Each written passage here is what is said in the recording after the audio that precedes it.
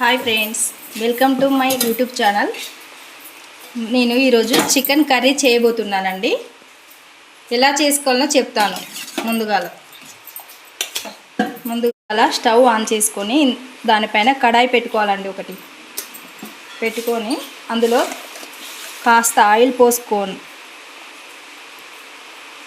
Oil వేడెక్కినాక ముందుగా పచ్చిమిర్చి ముక్కలు, ఉల్లిపాయ ముక్కలు వేసుకోవాలండి. ఇలా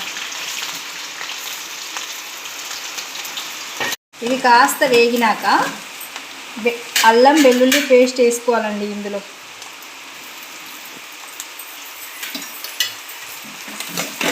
ఇందులో 1 టీ స్పూన్ పసుపు వేసుకోవాలండి.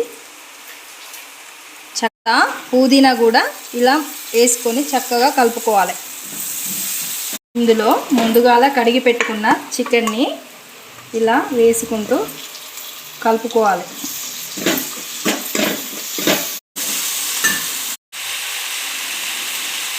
కడాయి పైన ప్లేట్ పెట్టుకొని కాస్త అన్ని వాటర్ పోసుకోవాలండి. ఇలా కలుపుకున్న తర్వాత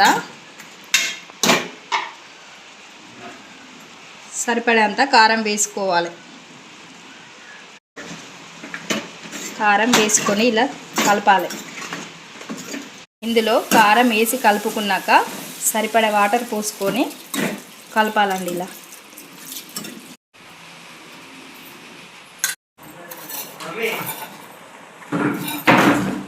ఇందులో కాస్తంత ఉప్పు వేసుకోవాలండి. ఇలా తర్వాత కాస్తంత ధనియాల పౌడర్ వేసుకోవాలండి. సరిపడేంత కాస్త గరం మసాలా వేసుకోవాలి.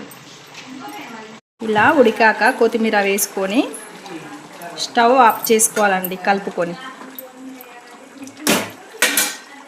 అంతేనండి.